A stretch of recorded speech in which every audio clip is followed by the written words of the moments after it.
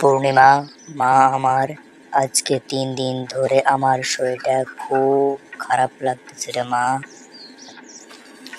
কেন বাবা, কি হয়েছে তোমার? বলো।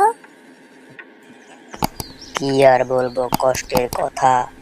আজকে 3 দিন ধরে আমার পাতলা পায়খানা হচ্ছে। কি? তুমি এই কথা আমাকে আগে জানাওনি কেন বাবা? কারণ আমি ভেবেছিলাম সব ঠিক হয়ে যাবে, তাই।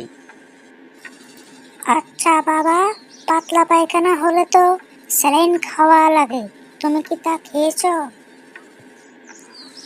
হ্যাঁ রে মা, আমি স্যালাইন খেয়েছি, কিন্তু পায়খানা কোনো নিয়ন্ত্রণে আসেনি। উম, আচ্ছা বাবা, তুমি কি বলতে পারবে তোমার পায়খানার ধরনটা কিরকম? কেন রে মা?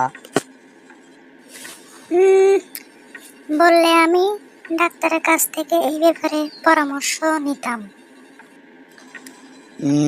যদি আমি বলি এরকম যে ডাক্তারের পর্যন্ত গুলি করতে পারবে,